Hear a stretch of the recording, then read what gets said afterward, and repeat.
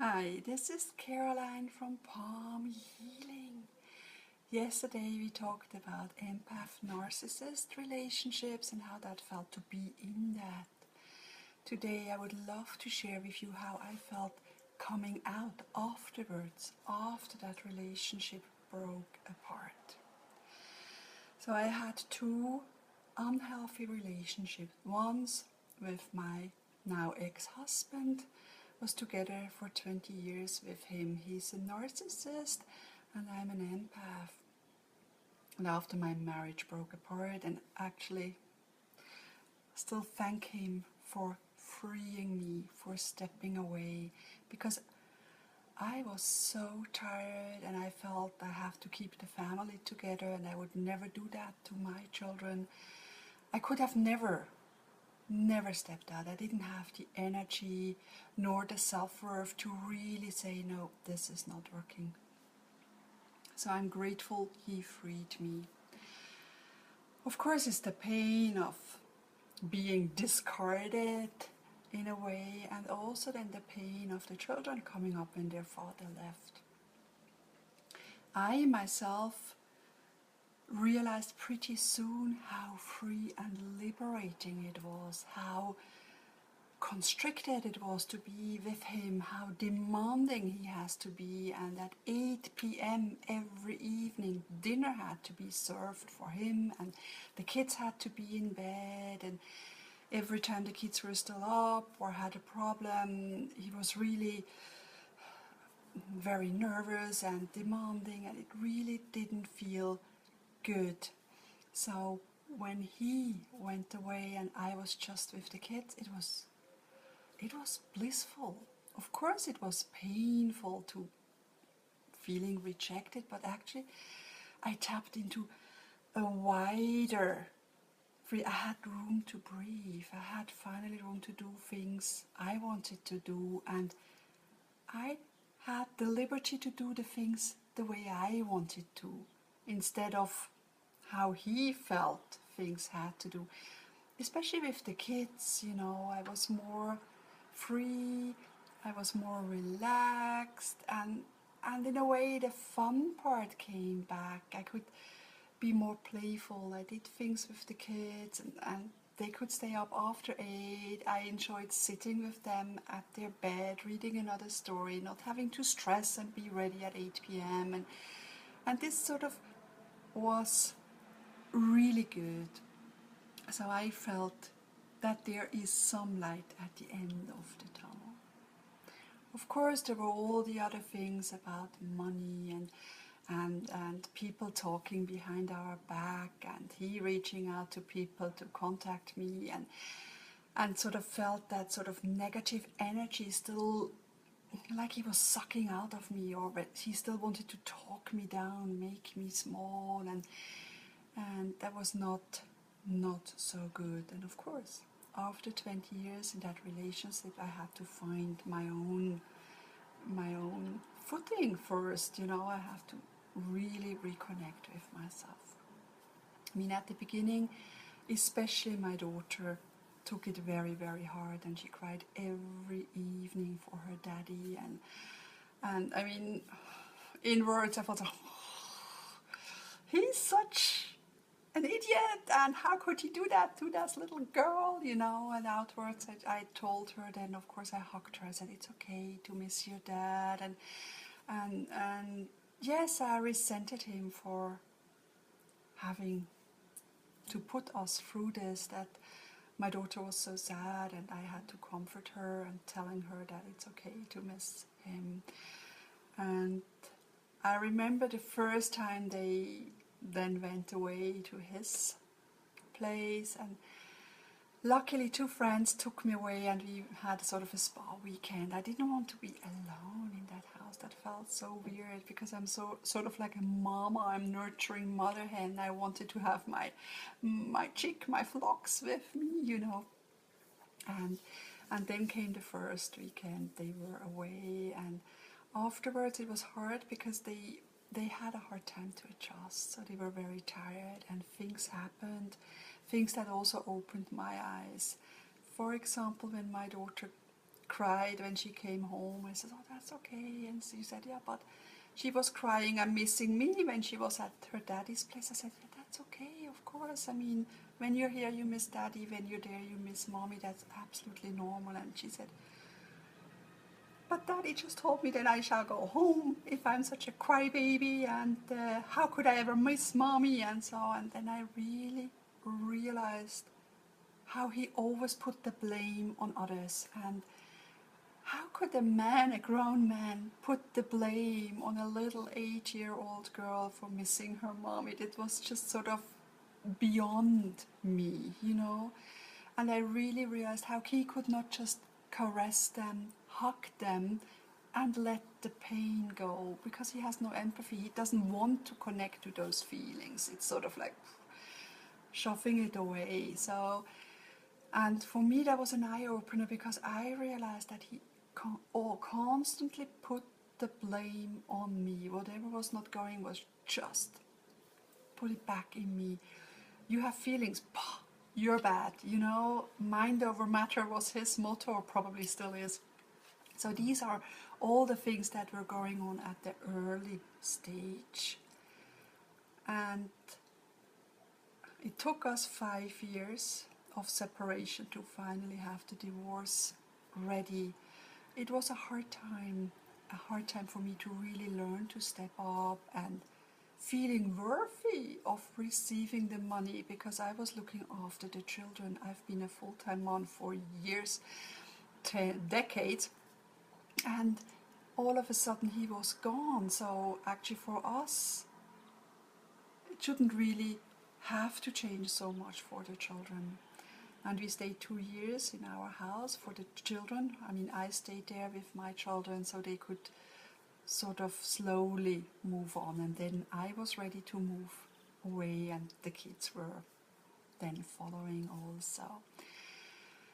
So that was 5 hard years, and then came the divorce, and I still had to sort of step up and say, this is how much I need, and this is how much I'm really worthy receiving, because I still look after the kids. And full time I've had to carry the whole emotional side of this. I was there emotionally. And by that time the kids have refused. They did not go to their dads anymore. So I had them 24/7, 365. And he was not supportive at all. So I've been a single mom for a long time, even when we were married. So this is that part. From a narcissist, you still feel like maybe the arrows he throws at you, the blame he puts at you, the mean talk around friends in the back, and how you just, for me it was so important to just connect to me. I remember the one time I sat in my living room back there and I looked around. I said, so, those sofas are not me. The pictures on the wall are not me. The books in the bookshelves are not me. The rugs are not really me. And I sat there and said, but what is me? Who am I? What do I like? Because he only listened to classical music and I'm more sort of a pop girl, but I had no idea. I gave that up completely, because when we drove in a car together it was his music, and it was just for me to really reconnect. As a teenager, what kind of music did I like? And then I started to get that music and listen to that music. I had to reconnect. What did I love to do back then, before I started to completely lose myself and bend over backwards and make that marriage work?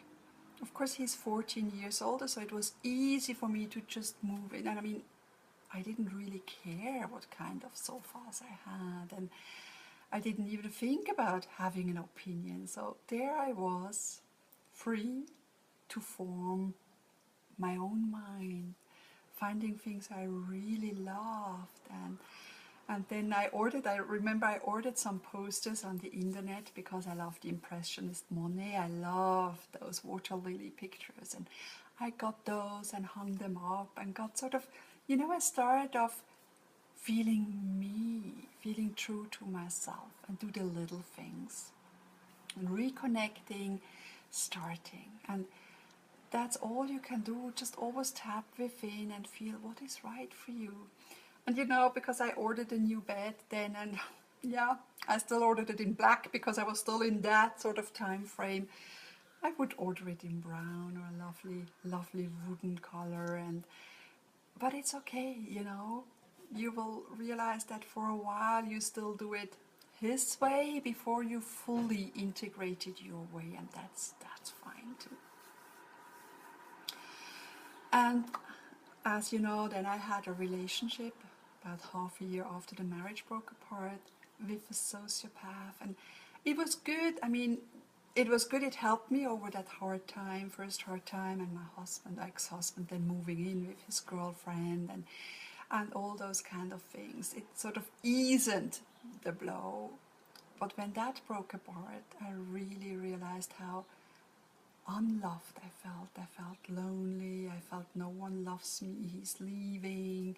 And I felt deep, deep not worthy, because with that relationship I was sort of waiting for him to come around, and then getting the phone call, oh, it doesn't work tonight, I might come tomorrow. And I thought sort of, yeah, I'm always around, but I want to be a priority, and all those kind of feelings. So when that broke apart, I was really, really letting go. I was really crying for days. I had a complete meltdown.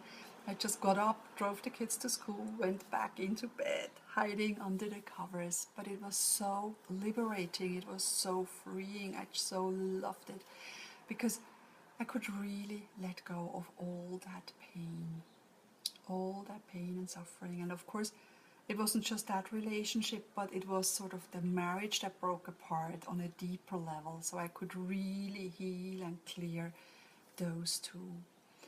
And that was the first time I really cried for years and years, and it felt so good to release.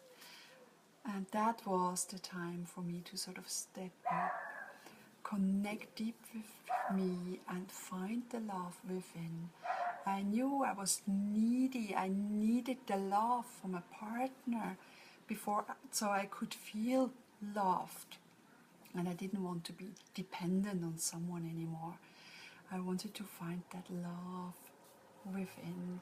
And yes, a wonderful journey, a beautiful spiritual journey, a beautiful journey within started. And yes, having toxic relationships can leave you completely shattered, your self-worth at below zero. It was just really, really hard and tempting to just find someone else to feed that need of you, or show you that you're worthy. But for me, it was good to be single for a long time, and it's good, it's awesome, because this way I could really do the things I love to do and connect with things I really loved, and heal on a deep, deep level. And the more I connected to myself, the more I was able to stand up, the more I was able to speak up, the more I really reconnected with my instincts, my trust, my guidance. So often I was told this is wrong, that I had a hard time to reconnect with that guidance and really feel, okay, yes. Back then, when I did that decision, I didn't listen to my guidance. So this is how it feels when my intuition is telling me something, and then starting listening for it and doing the things. So a beautiful journey is starting. What can I tell you after a toxic relationship? Take your time. Take your time to sit with yourself. Completely embrace yourself just the way you are. Allow time. Cry. Crying is so healing. Let the tears flow. And also